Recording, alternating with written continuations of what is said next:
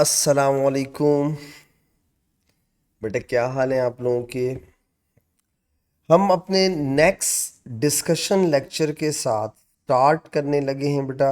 हमने आ, अपनी last class में एनर्जी फ्रॉम केमिकल्स या एनर्जेटिक्स स्टार्ट किया था बेटा। उसमें हमने एंडोथर्मिक और एक्सोथर्मिक रिएक्शंस पढ़े थे। और एंडोथर्मिक और एक्सोथर्मिक रिएक्शंस के बेटा हम लोगों ने तीन तीन रीजंस पढ़े थे कि कोई रिएक्शन एक्सोथर्मिक कब होता है, कोई रिएक्शन एंडोथर्मिक कब होता है। हमने एक्सोथर्मिक के लिए पहला पॉइंट पढ़ा बेटा कि उसकी bond formation energy bond breaking से ग्रेटर होगी, राइट। और हमने दूसरी बात पढ़ी बेटा कि इंथैल्पी चेंज जो होता है delta H for exothermic negative होता है। और तीसरी बात हम लोगों ने पढ़ी बेटा कि एनर्जी प्रोफाइल डायग्राम में products are at lower energy than the reactant. इसी तरह हमने एंडोथर्मिक के लिए तीनों बातें रिवर्स में पढ़ी थी। एक और बात मैं आपको अपनी लास्ट क्लास से याद दिलाऊं बेटा कि कोई भी दुनिया का रिएक्शन करवाना उसके लिए सबसे पहला काम एक एंडोथर्मिक प्रोसेस है जिसको कहते हैं बॉन्ड ब्रेकिंग। और बेटा उसके बाद आखिरी प्रोसेस क्या होता है, बॉन्ड फॉर्मेशन। ये सारी बातें हमने डिस्कस की थी। अब आपके सिलेबस में एक छोटा सा एक्सो और एंडोथर्मिक की आइडेंटिफिकेशन का सवाल आता है। तो वो आपसे पूछता है कि प्रूफ करो, बताओ कि ये रिएक्शन एक्सोथर्मिक है या एंडोथर्मिक है, और गिवन डेटा से। बॉन्ड एनर्जी मैंने आपको बताया था बेटा, बॉन्ड एनर्जी बॉन्ड ब्रेकिंग और बॉन्ड फॉर्मेशन दोनों को कहते हैं, ठीक है। Energy required to break the bond और energy release when a bond is form, bond breaking endothermic, bond formation exothermic, ठीक है। तो हम एक सवाल करते हैं, उससे आपको बात समझ में आ जाएगी इंशाल्लाह कि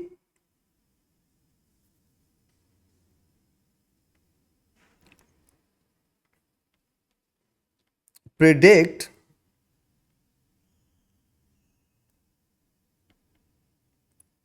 reaction is exo or endothermic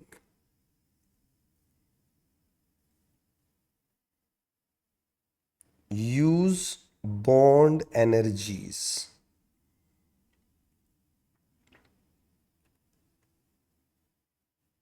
bond energies का मतलब बेटा energy required to break the bond और energy release when a bond is form, दोनों को बोलते हैं, ठीक है। अच्छा अब ज़रा समझिएगा बात को। फॉर एग्जाम्पल मैं आपको एक क्वेश्चन देता हूँ, इंशाल्लाह मुझे यकीन है दो क्वेश्चन समझ लिएंगे ना पूरी बात समझ में आ जाएगी कि बॉन्ड एनर्जी से हम कैसे प्रिडिक्ट कर सकते हैं कि कोई रिएक्शन एक्सोथर्मिक होगा या एंडो। बहुत आसान है। सपोज करो बेटा उसने हमें एक रिएक्शन दिया है 2H2 plus O2 gives you 2H2O। ये केमिकल रिएक्शन, हमें बताना है कि ये रिएक्शन एक्सोथर्मिक है या फिर एंडोथर्मिक है। और कैसे बताना है, बॉन्ड एनर्जीज को यूज करके। उसने हमें बॉन्ड एनर्जीज दी हुई होंगी, ठीक है, ये पेपर में गिवन होती हैं। Bond energy kilo joule per मोल का यूनिट है, ठीक है, किलो जूल पर मोल। अब जैसे फॉर एग्जाम्पल उसने हमें दिया हुआ है कि लेट सपोज एच एच की बॉन्ड एनर्जी, ये मैं अपनी तरफ से एज्यूम कर रहा हूँ, वो परफेक्ट देता है वो आपको, सपोज सही है। मैं अपनी तरफ से बॉन्ड एनर्जीज एज्यूम कर रहा हूँ। जैसे एच एच की बॉन्ड एनर्जी है सपोज अब 400। इसी तरह ओ डबल बॉन्ड ओ की बॉन्ड एनर्जी है सपोज 900। इसी तरह H और O की बॉन्ड एनर्जी है लेट्स सपोज 700। क्या हम इन बॉन्ड एनर्जीज को यूज करके प्रिडिक्ट कर सकते हैं कि ये रिएक्शन एक्सो है या एंडो? बिल्कुल कर सकते हैं। ओ भाई कैसे कर सकते हैं, देखो ये देखिए भाई, एच एच एच और H में एक सिंगल कोवेलेंट बॉन्ड होता है, इनटू 2 हो गया, प्लस ऑक्सीजन, ऑक्सीजन में डबल कोवेलेंट बॉन्ड होता है, ओके।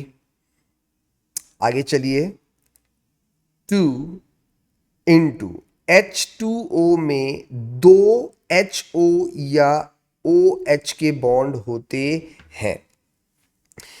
अब देखते हैं ये रिएक्शन एक्सोथर्मिक था या एंडोथर्मिक। Let's see. पहले बताएं, क्या आप किसी भी रिएक्शन को बगैर बॉन्ड ब्रेकिंग ऑफ रिएक्टेंट के करवा सकते हैं? नहीं। तो इसका मतलब है सबसे पहला काम क्या करना है? Bond breaking. चलो, अगर मैं एच एच का बॉन्ड तोड़ूं तो मुझे कितनी एनर्जी चाहिए? 400। डन। तो मैंने लिखा 400। भाई एच एच के कितने मॉलिक्यूल हैं? दो। यानी दोनों मॉलिक्यूल के बॉन्ड तोड़ने के लिए मुझे टोटल एनर्जी देनी पड़ेगी 800। ओके बेटा, ओ ओ का बॉन्ड तोड़ना है, बगैर बॉन्ड ब्रेक किए प्रोडक्ट नहीं बन सकता। तो ओ ओ का बॉन्ड तोड़ने के लिए आपने कितनी एनर्जी देनी है? 900। ये दी हुई है बेटा, गिवन होती हैं बॉन्ड एनर्जीज। Okay done. अब यहां आ जाओ। जब सारे बॉन्ड ब्रेक हो गए, अब बॉन्ड फॉर्म होना शुरू होंगे। ठीक है, तो बेटा जब एक ओ एच का बॉन्ड फॉर्म हो रहा होगा तो कितनी एनर्जी रिलीज हो रही होगी? 700। बेटा एक H2O के मॉलिक्यूल के अंदर कितने OH या HO बॉन्ड हैं? दो। तो आप कहेंगे 700 700। यानी एक वाटर मॉलिक्यूल जब फॉर्म होगा तो टोटल रिलीज एनर्जी होनी चाहिए 1400। क्योंकि एक OH के बॉन्ड बनने से रिलीज एनर्जी कितनी दी हुई है बेटा? 700। बॉन्ड एनर्जी का मतलब एनर्जी रिक्वायर्ड और एनर्जी रिलीज दोनों को कह सकते हैं। अब देखें तो मैं कह सकता हूं 1400 इंटू टू। दो मॉलिक्यूल हैं बेटा वाटर के, जरा चेक कीजिएगा बेटा। अब बताएं टोटल बॉन्ड ब्रेक करने के लिए आपको कितनी एनर्जी देनी पड़ी? 800 प्लस 900। बॉन्ड ब्रेकिंग आपके पास आ गई बेटा 1700। मैंने इसके साथ प्लस का साइन क्यों लगाया? क्योंकि all bond breaking energies are endothermic. इधर आओ बेटा, यहां देखिएगा 1400 इंटू टू करो बेटा, 2800 हो जाएगा। तो बॉन्ड फॉर्मेशन कितनी हो गई? 2800। मैंने माइनस का साइन क्यों लगाया बेटा? इसलिए लगाया कि all bond formation are exothermic. समझ आ रहा है मैं क्या बोल रहा हूँ? हेलो, या गुजर रहा है? आ जाओ। तो बेटा ज़रा इंथैल्पी चेंज निकालो ना। आप कहेंगे enthalpy change is equal to, आपने दी 1700, उसने रिटर्न की 2800।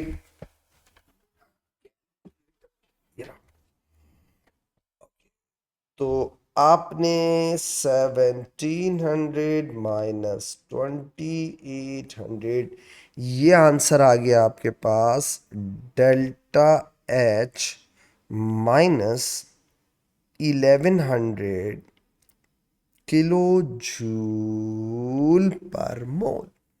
1100 kilojoule per mole. I hope आपको मेरी बात समझ में आ गई होगी। तो अब बताएं, अगर आपकी इंथैल्पी चेंज नेगेटिव आ रही है, व्हाट डज इट मीन? आप कहेंगे reaction is reaction is exothermic. I hope मेरी बात समझ आ गई होगी। आगे चलते हैं, ये देखें।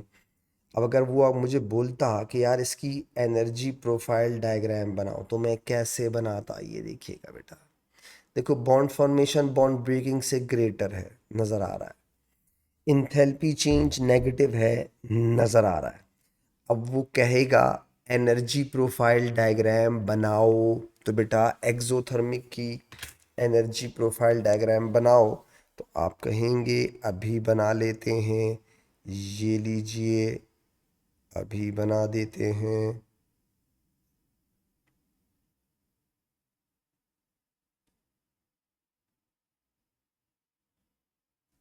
गया।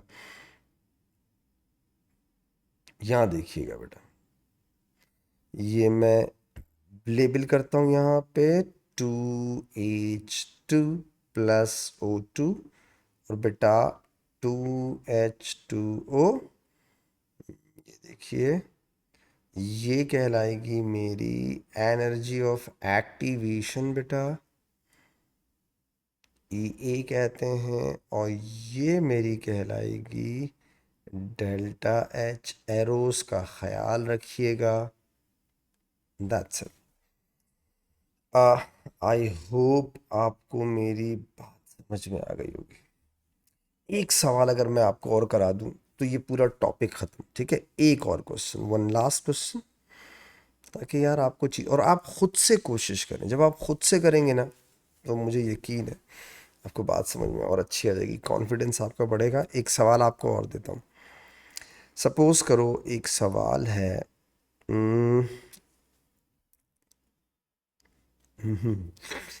जैसे H2 प्लस I2, आसान सा सवाल देता हूँ, 2HI, ठीक है? अब आपने मुझे बताना है कि ये रिएक्शन एक्सो है या एंडो, और मैं आपको सिर्फ इंफॉर्मेशन क्या दे रहा हूँ? इंफॉर्मेशन आपको दे रहा हूँ बॉन्ड एनर्जीज की, बॉन्ड एनर्जी। सही है बेटा? अब मैं बॉन्ड एनर्जी आपको दे रहा हूँ H, और H की सपोज इट्स 600, ये अपनी तरफ से एज्यूम कर रहा हूँ, ठीक है? किलो जूल पर मोल में, किलो जूल पर मोल। आगे देखिएगा, आयोडीन, आयोडीन की सपोज कर लेता हूँ ये है 400, और H और I की सपोज कर लेता हूँ अब 250, ठीक है? सपोज। अब मैं आपसे पूछ रहा हूँ, बताओ ये रिएक्शन एक्सोथर्मिक है या फिर एंडोथर्मिक है? ओके, चेक करते हैं ज़रा, देखिएगा। देखिए बेटा, H और H ऐसे लिख सकता हूँ, प्लस I और I ऐसे लिख सकता हूँ, गिव्स यू बेटा, देखिएगा, 2H। हाइड्रोजन और आयोडीन के अंदर एक एक बॉन्ड होता है, ठीक है? चलो चेक करते हैं ज़रा। मेरे पास एच एच की बॉन्ड एनर्जी कितनी दी हुई है बेटा? 600, ठीक है? ये दी, यानी एच एच का बॉन्ड तोड़ूंगा तो मैं कितनी एनर्जी दूंगा? 600।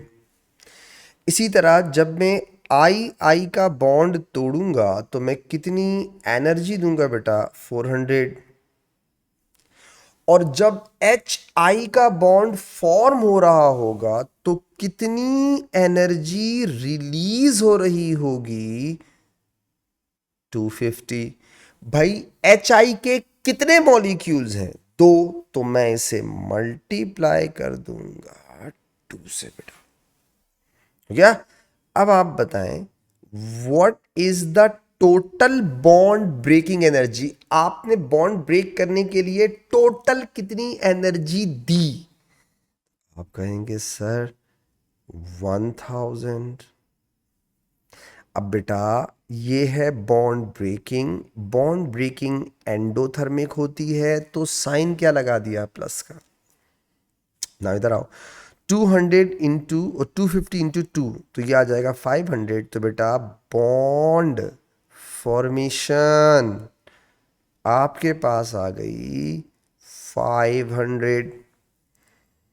बॉन्ड फॉर्मेशन एक्सोथर्मिक, तो साइन क्या लगाओ? माइनस का।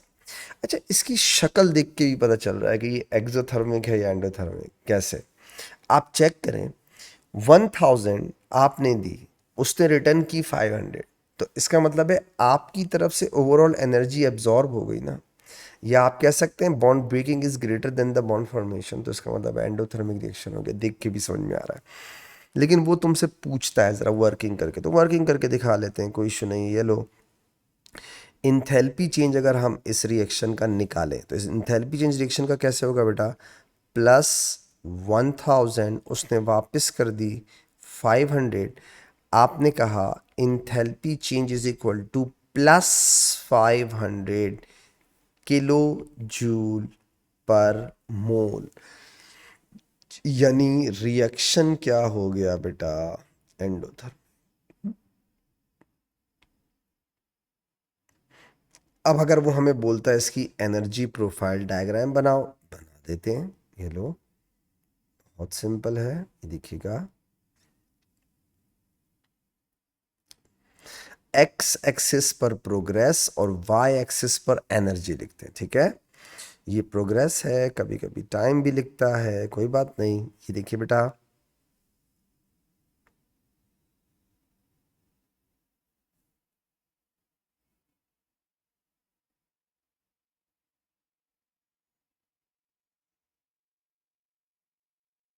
हम्म, अब देखें हम इस पे, हमने यहाँ लिखा रिएक्टेंट H2 + I2 बेटा, और यहाँ मैंने लिखा 2HI। ये हम लेबलिंग कर देते हैं। ये अबे थोड़ी टेढ़ी हो गई ना, ओके। मतलब मैं अगर इससे, चलो खैर थोड़ी सीधी कर लेना इसको। ये हो जाएगा एक्टिवेशन एनर्जी, और बेटा ये हो जाएगी आपकी, परफेक्ट हो गया। तो मैंने आपसे क्या डिस्कस किया, मैंने आपको बताया कि कोई रिएक्शन एक्सोथर्मिक या एंडोथर्मिक हो सकता है। क्या आप प्रेडिक्ट कर सकते हैं? हाँ, अगर उसकी बॉन्ड एनर्जीज गिवन हो। बॉन्ड एनर्जीज गिवन हो बेटा, तो आप बता सकते हैं कि वो रिएक्शन एक्सोथर्मिक है या फिर एंडोथर्मिक रिएक्शन है बेटा। ये हो गया हमारा एक छोटा सा टॉपिक। इसी चैप्टर के अंदर हमारा एक टॉपिक और है, रेट ऑफ रिएक्शन का बेटा, ठीक है। रेट किसे कहते हैं, रेट ऑफ रिएक्शन किसे कहते हैं?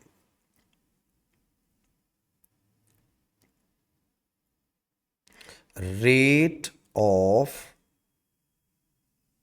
रिएक्शन अक्सर एटीपी में इसके ग्राफ्स वगैरह पूछता है, तो मैं बच्चों से कहता हूँ कि यार थोड़ा सा ज़रा ख्याल रखना ग्राफ्स वगैरह में ना, वो थोड़ा परेशान करता है।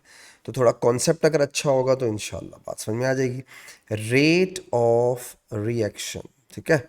सबसे पहले ना रेट को एक्सप्लेन करता हूँ। देखिए बेटा, किसी भी रिएक्शन के अंदर आप बोलते हैं इसका रेट ऑफ रिएक्शन ये है, इसका रेट ऑफ रिएक्शन फास्ट है, इसका रेट ऑफ रिएक्शन स्लो है, इसका रेट इससे ज़्यादा है, इसका रेट इससे कम है। ये होता क्या है, मैं समझाता हूँ। देखिए, जैसे फॉर एग्जांपल बेटा, एक रिएक्शन चल रहा है जिसमें एक रिएक्टेंट कन्वर्ट हो रहा है प्रोडक्ट के अंदर, ठीक है। सपोज करते हैं हम लोग इनिशियली आपके जो, यानी टाइम अभी ज़ीरो है, ठीक है, टाइम 0 सेकेंड है, अभी रिएक्शन स्टार्ट नहीं हुआ। टाइम 0 सेकेंड का मतलब होता है रिएक्शन स्टार्ट ही नहीं हुआ। आपके पास रिएक्टेंट के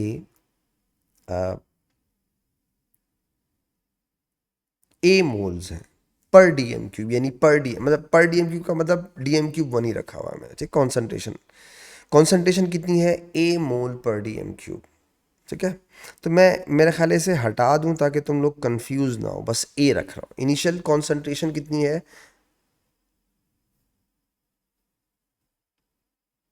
ए इज कॉन्सेंट्रेशन, ठीक है। और कॉन्सेंट्रेशन क्या होती है बेटा, मोल पर डीएम क्यूब, ओके। तो रिएक्टेंट की कॉन्सेंट्रेशन है ए मोल, ठीक है। प्रोडक्ट कितना होगा, 0। क्यों, अभी रिएक्शन स्टार्ट ही नहीं हुआ, ठीक है। आगे चलो, सपोज करो टाइम हो गया T सेकेंड्स, 10, 15, 20, वट एवर, जितना भी। आपका प्रोडक्ट बना एक्स। आपको पता है रिएक्टेंट कितना रिमेनिंग बचेगा, A-X। क्यों? क्योंकि जो चीज रिएक्टेंट से प्रोडक्ट में चली गई वो बेसिकली रिएक्टेंट से ही तो सब्ट्रैक्ट हुई है। आप खुद ही तो कह रहे हैं रिएक्टेंट से प्रोडक्ट में चली गई, तो जो प्रोडक्ट बना है वो आया कहाँ से, रिएक्टेंट से आया। तो अगर आपका प्रोडक्ट x है तो आपका रिएक्टेंट कितना रिमेनिंग बचेगा, a माइनस एक्स। अब आप देखें इस t सेकंड में चेंज इन कॉन्सेंट्रेशन क्या आया, चेंज, व्हाट इज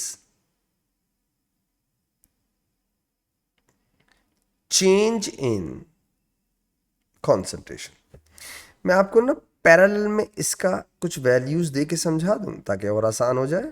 चलो, जैसे मैंने यहां लिखा R, और बेटा मैंने यहां लिखा प्रोडक्ट P, टाइम जो है वो अगर 0 सेकंड है और रिएक्टेंट 10 मोल पर डीएम क्यूब है तो प्रोडक्ट 0 होगा। सपोज करो टाइम 20 सेकेंड्स हो गया, प्रोडक्ट बन गया है 4, तो बेटा रिएक्टेंट कितना होगा, 10 - 4। अब आप चेक करें, मैंने आप पैरेलल में दोनों चीज़ें लिख दी, समझ में आ रही है।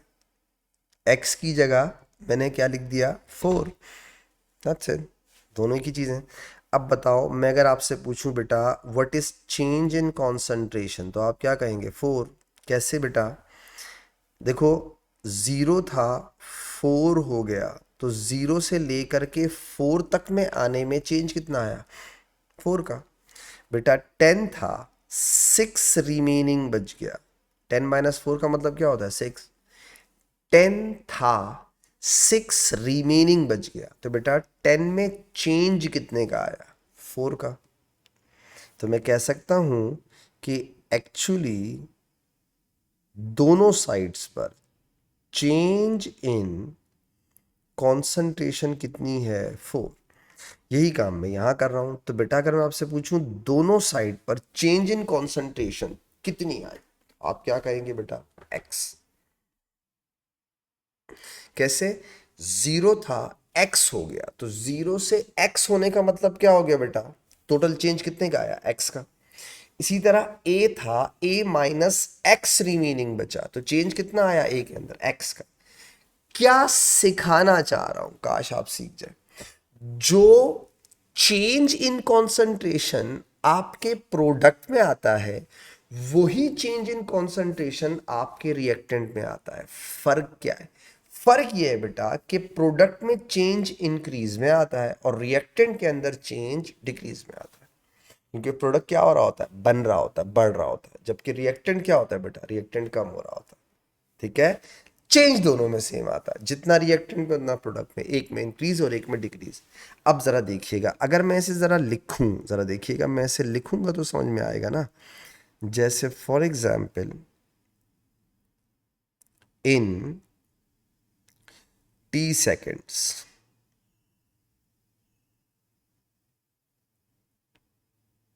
Change in concentration is equal to x. और अगर मैं आपसे पूछूं पर सेकंड बताओ, यानी 1 सेकंड में बताओ, 1 सेकंड, यूनिट सेकंड, कम से कम वाला time, unit, in 1 second change in concentration क्या लिखोगे, एक्स अपॉन टी बेटा। इससे समझ, यहां देख लो, अगर सपोज करो मैं आपसे कहता हूं इन 20 सेकेंड्स, ठीक है, टी सेकंड की मैंने वैल्यू दी हुई है ना, यहाँ पे 20 दी हुई है, वैल्यू से समझ लो, in 20 seconds change in concentration is equal to 4। किसका चेंज, कोई फर्क नहीं पड़ता क्योंकि दोनों का चेंज सेम है। और बेटा अगर मैं आपसे पूछूं इन 1 सेकेंड चेंज इन कॉन्सेंट्रेशन बताओ, तो आप क्या बोलेंगे, 4/20, यही तो है। और से देखें, 4/20, x/t, एक ही बात है ना। इस change in concentration in 1 second को कहते हैं रेट ऑफ रिएक्शन, इसे कहते हैं रेट ऑफ रिएक्शन। अब जरा मेरी बात पे तवज्जो दीजिएगा, सुनिए और से क्या बोल रहा हूं। किसी भी केमिकल रिएक्शन के अंदर 1 सेकंड में जो चेंज आता है कॉन्सेंट्रेशन का, रिएक्टेंट उस 1 सेकंड में कितना कम हुआ, प्रोडक्ट उस 1 सेकंड में कितना इंक्रीज हुआ, इस चेंज को क्या कहते हैं, रेट ऑफ रिएक्शन। अब देखें, what is the definition of rate of reaction. आप कहते हैं चेंज इन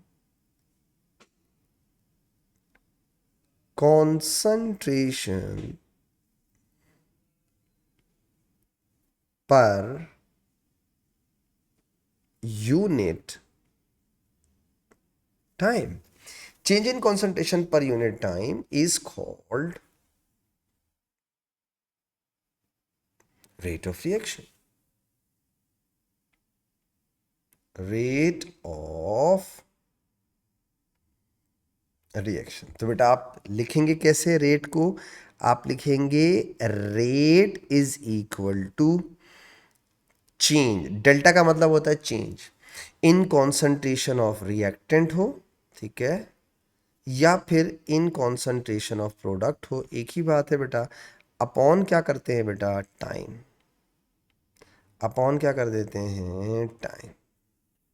अब देखें बुक्स के अंदर क्या लिखा होता है, रेट जब कंसंट्रेशन ऑफ रिएक्टेंट के लिहाज से हो तो ये फॉर्मूला होता है, कॉन्सेंट्रेशन ऑफ प्रोडक्ट के लिहाज से हो तो यहाँ साइन माइनस लगाया होता है। माइनस का मतलब ये होता है कि डिक्रीज शो कर रहा होता है, दैट्स इट, और कुछ भी नहीं। फॉर्मूला में माइनस का मतलब होता है चेंज डिक्रीज में शो कर रहा है, ठीक है।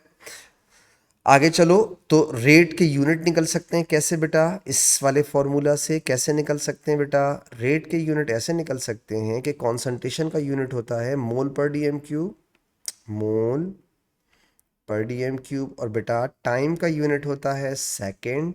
तो अगर आप रेट का यूनिट निकालें तो रेट का यूनिट बन जाएगा मोल पर डीएम क्यूब है, सेकंड को ऊपर ले जा, सेकंड इनवर्स, ये हो गए आपके रेट के यूनिट्स, यूनिट्स। तो ये होगा रेट के यूनिट्स। आई होप मेरी बात समझ में आई। तो रेट ऑफ रिएक्शन किसे कहते हैं बेटा, 1 सेकंड के अंदर चेंज इन कॉन्सेंट्रेशन, किसकी कॉन्सेंट्रेशन का चेंज, चाहे प्रोडक्ट हो रिएक्टेंट हो, कोई फर्क नहीं पड़ता। जो कॉन्सेंट्रेशन का चेंज प्रोडक्ट में आता है वही कॉन्सेंट्रेशन का चेंज रिएक्टेंट में आता है। बस फर्क क्या होता है, प्रोडक्ट का चेंज इंक्रीज में होता है, रिएक्टेंट का चेंज डिक्रीज में होता है।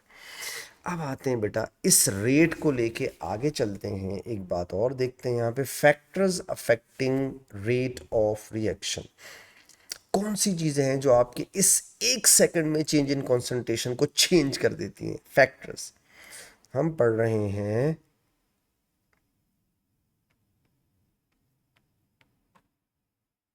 Factors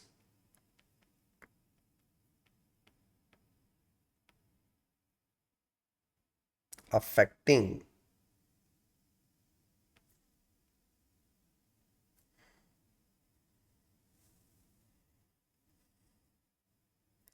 factors affecting rate of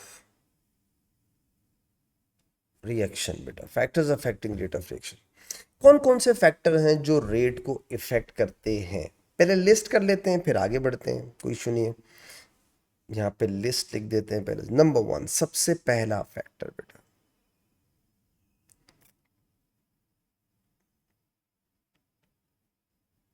surface area. Second factor बेटा,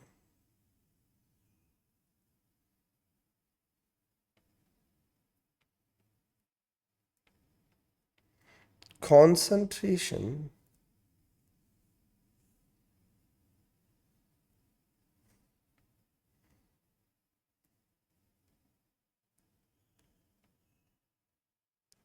temperature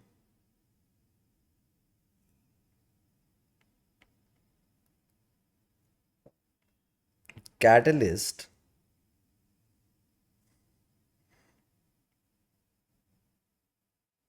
और प्रेशर। बस प्रेशर के बारे में याद रखिएगा, this applies to gaseous state only, बस गैसियस स्टेट ये वो फैक्टर हैं बेटा जिनसे रेट ऑफ रिएक्शन चेंज हो जाता है, ठीक है।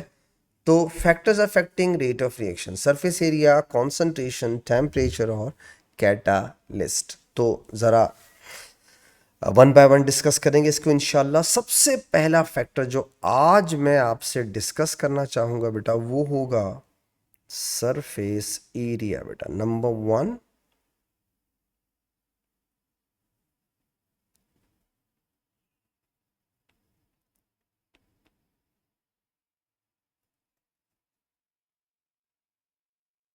सरफेस एरिया,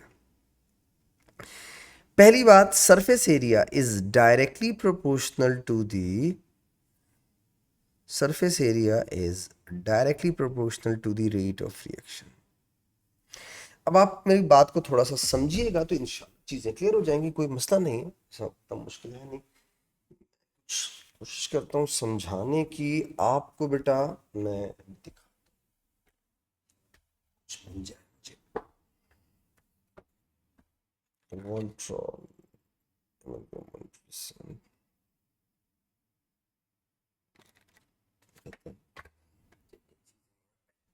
तो मिले मुझे। ओके, आई थिंक ये बॉक्स से शायद मैं आपको कुछ समझा पाऊँ, ठीक है। ज़रा मेरी बात को सुनिएगा। चले, पहले मैं आपको थोड़ा सा समझाने की कोशिश करता हूँ, ज़रा देखिएगा। सपोज करो बेटा मैं एक रिएक्शन करने लगा हूँ।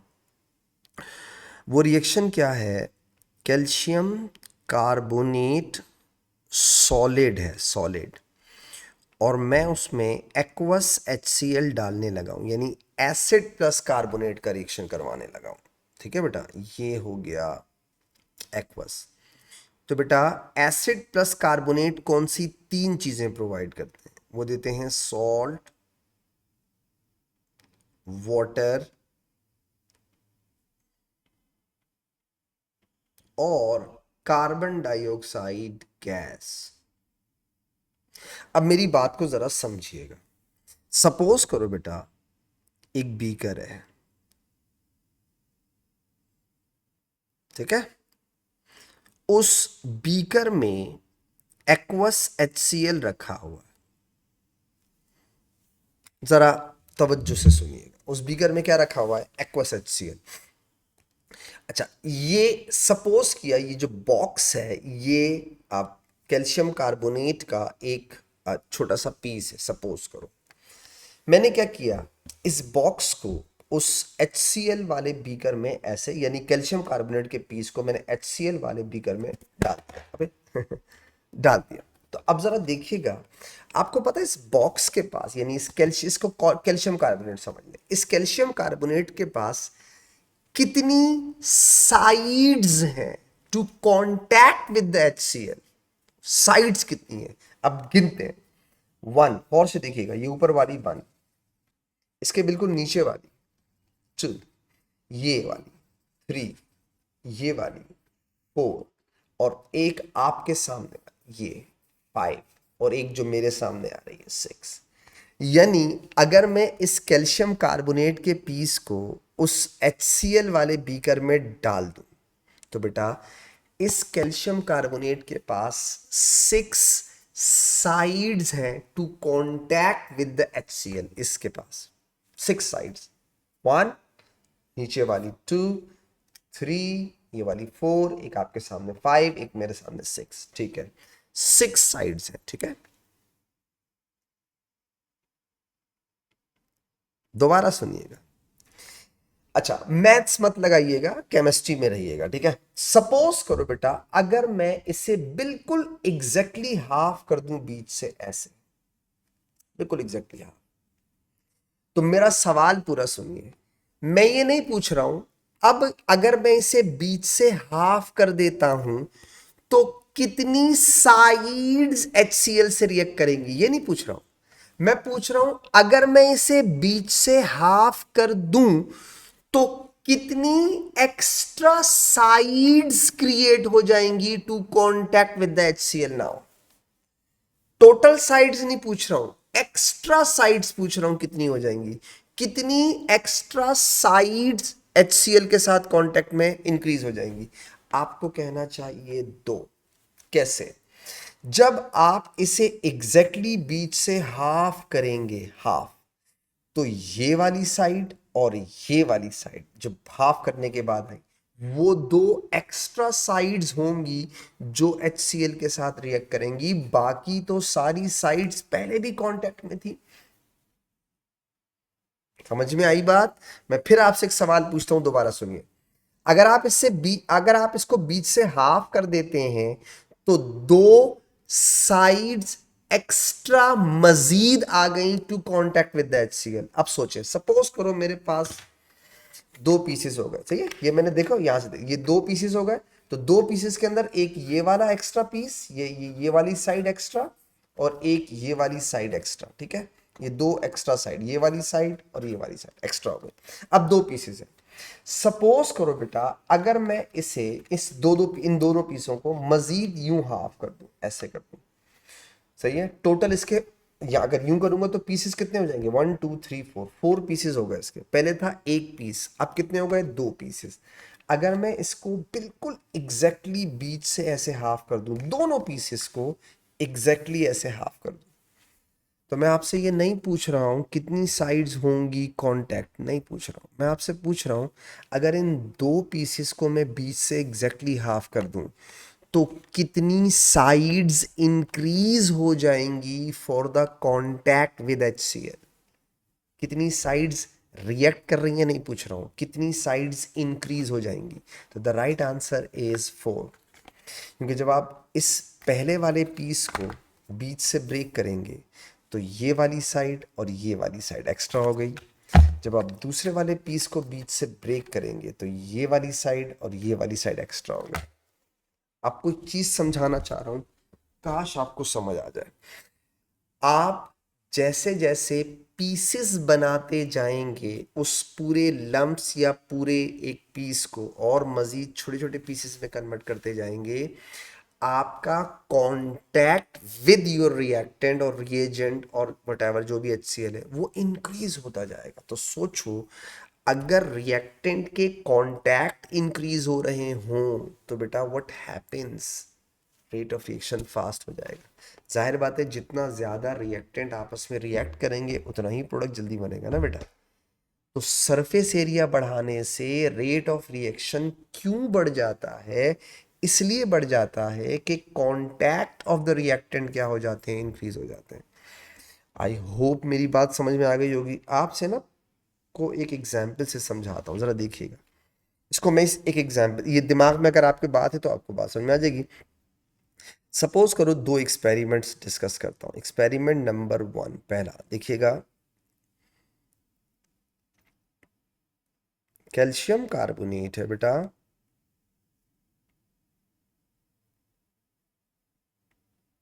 आपने इसको HCl के साथ रिएक्ट कराया, इसने प्रोड्यूस किया कैल्शियम क्लोराइड, साथ में वाटर और साथ में कार्बन डाइऑक्साइड, ठीक है। अच्छा, अब देखिएगा, मैं एक और एक्सपेरिमेंट लिखता हूँ इसके साथ। एक्सपेरिमेंट नंबर 2 देखिए बेटा,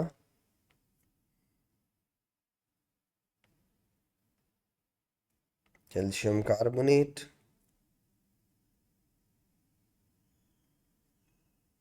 प्लस HCl,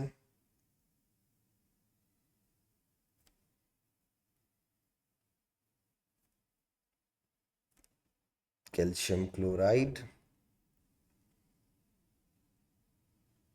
साथ में वाटर और साथ में कार्बन डाइऑक्साइड, ठीक है। अब फर्क देखते हैं। पहले वाले में मैं आपसे कहता हूं, सपोज 10 ग्राम लंप्स है, लंप्स पीसेस को कहते हैं, ठीक है। और दूसरे में मैं कह रहा हूं आपसे 10 ग्राम पाउडर्ड कैल्शियम कार्बोनेट है।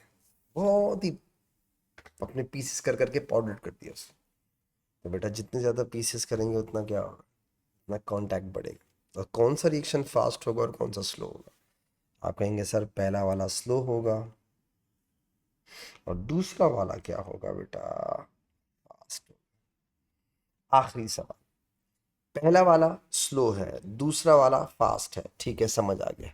सवाल ये है कि अगर मैं इन दोनों केसेस में कार्बन डाइऑक्साइड कलेक्ट करना चाहूँ तो कार्बन डाइऑक्साइड का वॉल्यूम सेम होना चाहिए या डिफरेंट?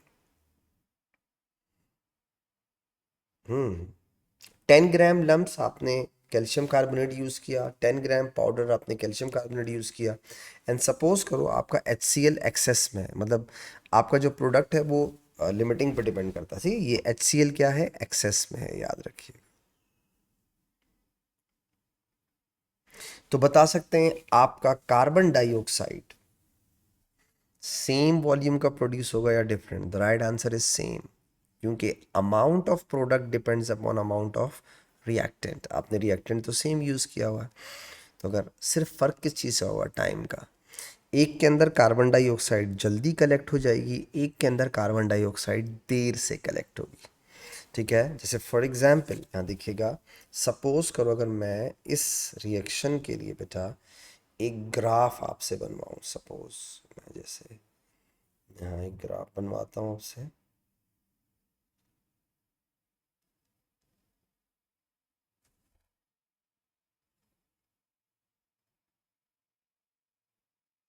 मैं वाई एक्सिस पे कर देता हूँ volume of carbon dioxide centimetre cube में, ठीक है बेटा। और मैं यहाँ लिख देता हूँ सपोज टाइम सेकंड्स में हो, मिनट्स में हो, वट एवर। अब देखिए बेटा, सब अगर मैं एक ग्राफ बनाता हूँ वन का, जरा देखिए,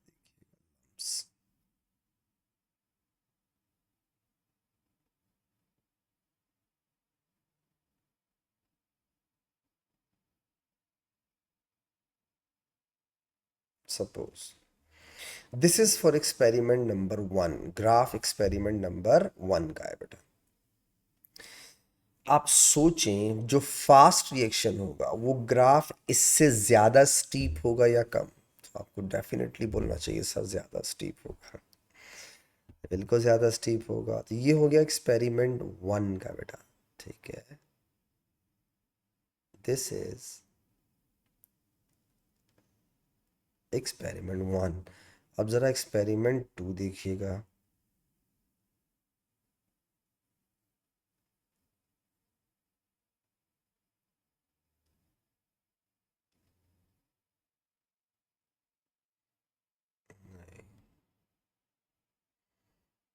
ये ये कुछ गड़बड़ है, मैं चाह क्या रहा हूँ, ये बना क्या रहा है ना। देखो टेढ़ा मेढ़ा हो रहा है, थोड़ी ज़्यादा हो रही है, इसका मतलब है। नहीं नहीं नहीं, सही नहीं है। ओके, मैं फिर से कोशिश करता हूँ कि मैं इसको यहाँ तक ले आऊँ, बस, ठीक है। और फिर मैं इसको यहाँ से ऐसे ले जाऊँ, ठीक है। Now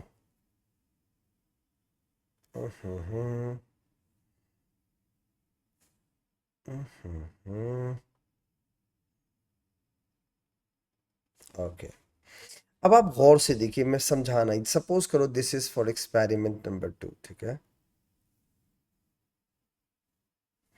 this is experiment number 2, गौर से देखिए।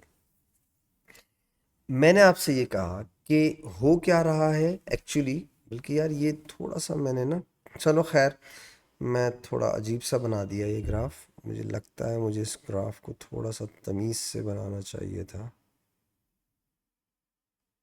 फिलहाल मैं कोशिश करता हूँ, let's see.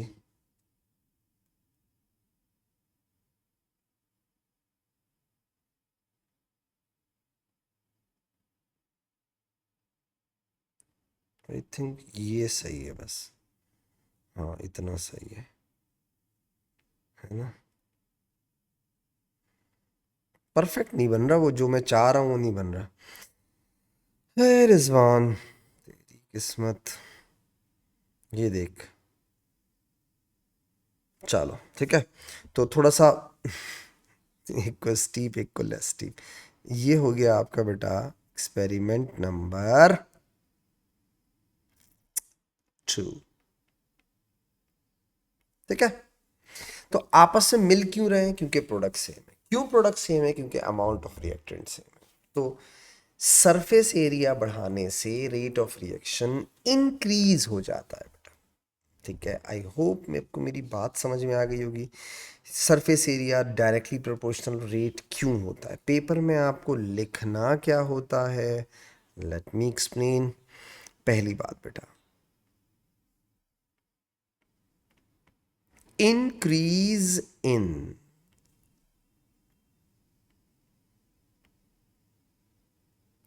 Surface area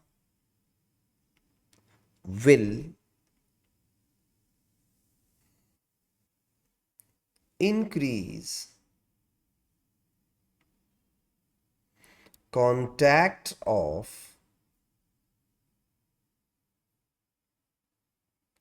reactant particles,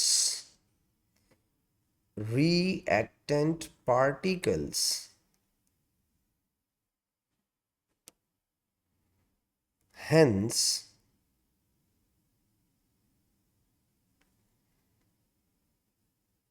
rate of reaction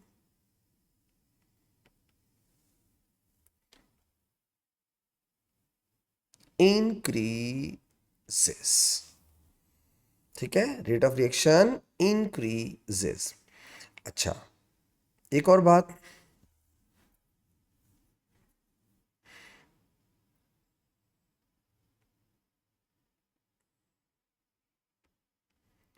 amount of product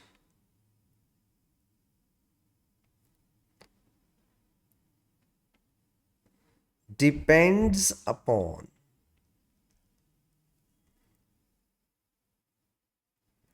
amount of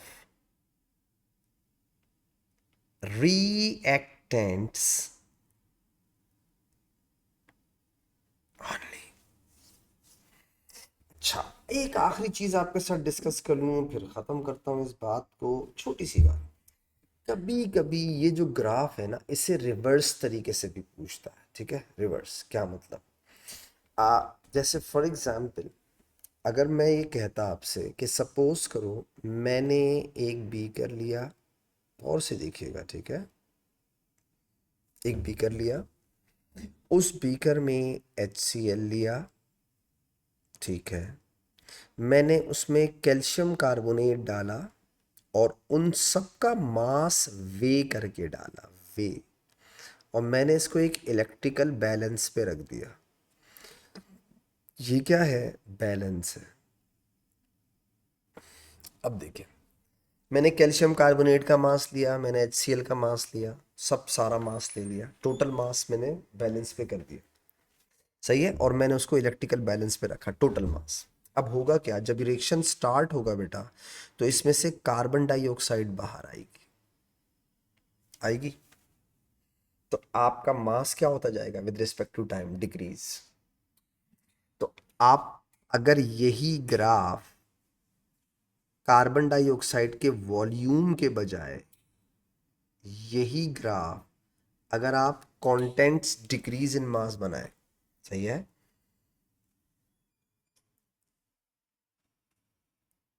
mass of contents ग्राम में डिक्रीज करने में, और यहां आप लिखें टाइम,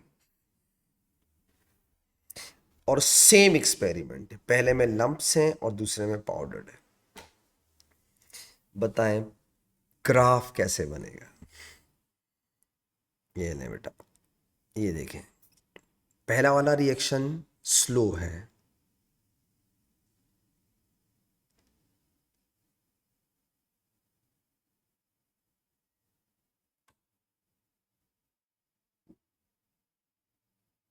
ये बन गया पहला वाला जी, एक्सपेरिमेंट नंबर 1।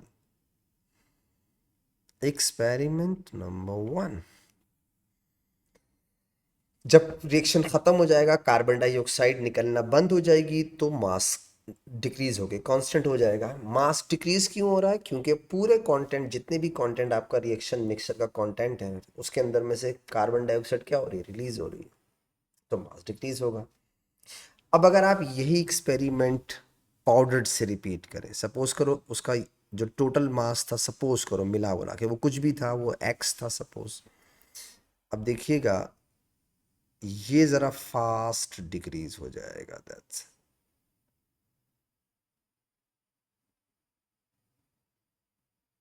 ये तो सही बन रहा है नीचे की तरफ से, ऊपर की तरफ से सही नहीं बन रहा था, नीचे की तरफ से सही बन रहा है।